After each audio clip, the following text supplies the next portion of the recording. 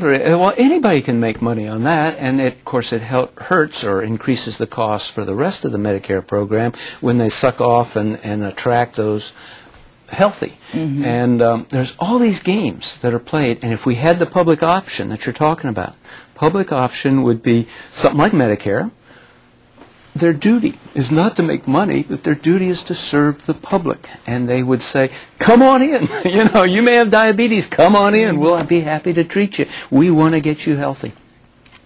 And in the long run, it saves money. Absolutely. And the insurance companies really do not want that. They feel, and then they've got all these ads saying a big government-run program. Well, you know, people have been fairly satisfied with Social Security. They've been fairly satisfied with Medicare. Fairly. And those are government-run programs. Yes. And I believe that the pay would be much more affordable for the people that cannot afford the prices that they're getting quoted from private profit-making insurance companies. Well, and if I can just interject, I think you used to work in the VA.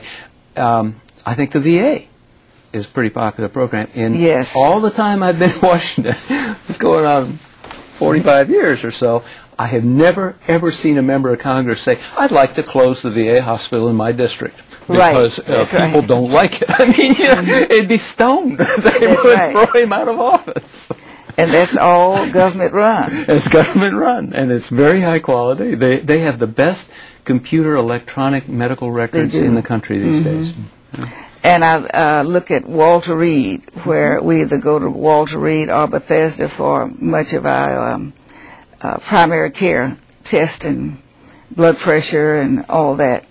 And we just use the insurance that we have, and they only charge you for what they do. They don't charge a whole extra amount. Right. And so it's just such a difference. And I believe just to have this reform will cause insurance companies to charge in a more practical fashion. Yes, yes, and a little bit of competition from this public body, and it's just an option. Nobody's in the House bill. Nobody's forcing you into it. It is an option. It is a choice. It's something you can choose, and people are trying to scare other people away from it because they'll make less profit. They'll make less money. But if people felt it was fair, if they could choose their own physician and get tests when necessary without going through a lot of change, if going to the hospital and getting all those tests the first day and the insurance companies don't pay for the first day, that puts a lot of money on the burden to the patient when they've already paid the insurance. There are thousands and thousands of people that pay for insurance every month and might not use that insurance until they've been in there 25 and 30 years. The insurance companies have made enough off that patient to take care of them the rest of their days if they were going to do it on a fair basis. You would think that's the way it's supposed to work. Get everybody in the pool, and then we can spread the risk. But once you become a risk, they just want to throw you out of the pool. Yes. They don't want to pay those claims. And I recall when they did not want to pay for a mammogram until the person had reached 40. And many younger women were dying of breast cancer. But if they had a mammogram before the age of 40, they had to pay for it themselves. And that within itself not only saves life, it prevents early intervention if people cannot pay for it independently of their insurance. Right, right. And so there are just a number of things that the insurance companies need to be called attention so they can straighten up their act. And that's all we intend to do in trying to get everyone an opportunity to purchase a premium, is to make it so that it's affordable, and also take care of the people at the insurance company obviously have shown that they don't want to insure. Right. So hopefully we can continue to work with this, knowing that we're up against a lot of competition and a great deal of money, putting out stories that are really not true, and trying to maintain just their income, not anything to do with the patient's health care the condition of the patient. Oh, it's very self-serving, and you'd think they'd be embarrassed, but if it's going to interfere with some extraordinary profit levels in certain of these industries, drug industry and device industry, very, very, very profitable. Yes. And they're very nervous about anything that would disturb their good life. How would you define quality care? Getting what you need, and not more than you need, when you need it. And that means having a good insurance policy where the deductible isn't so high that you're afraid to go in and see the doctor, and that the providers and the hospitals that are part of the plan meet certain quality standards. As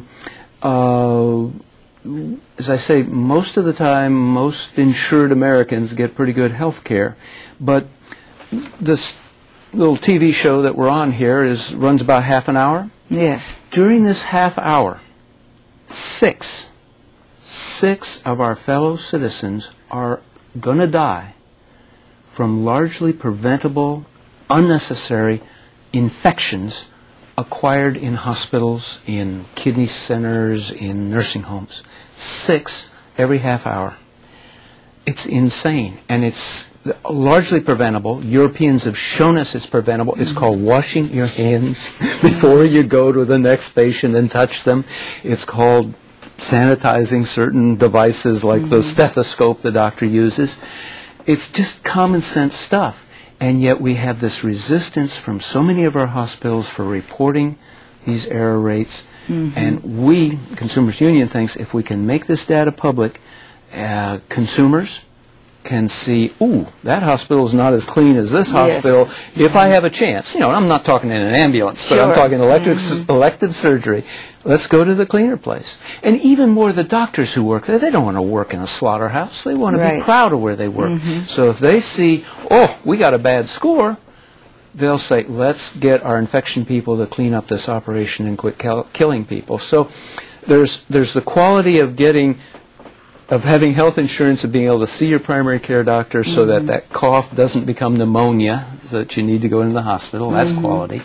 But it's if you have to go in the hospital, they know how to wash hands enough that you don't get an infection. So it's a complex question, but it's also some common sense. It also is the same hospitals that you notice these type of errors, and frequently the same physicians that get into the difficulty with tort. They want tort reform, but I've never heard a lot of focus on preventing the error. And no one is interested, I don't think, in filing a suit unless they feel they have had some injury and they want to be made whole. I think that's right. There's malpractice crisis because there's a lot of malpractice, and they ought to solve that because it's hurting people. Well, I'm told that 60% of the suits that could be filed are never filed. Great. So the few that are, you can almost, in a geographical area, you can almost pinpoint the person and pinpoint the location of the facility. So I think that giving that attention will help that a great deal. Absolutely. We're out of time already, so thank you very much for coming. You. I appreciate it so very much. Well, thanks for asking. See you next week. This has been another edition of Report from Washington featuring Congresswoman Eddie Bernice Johnson. You can reach Congresswoman Johnson at 202-225-8885 or 214-922-8885. You can also contact her through her website at http://www.house.gov/ebjohnson.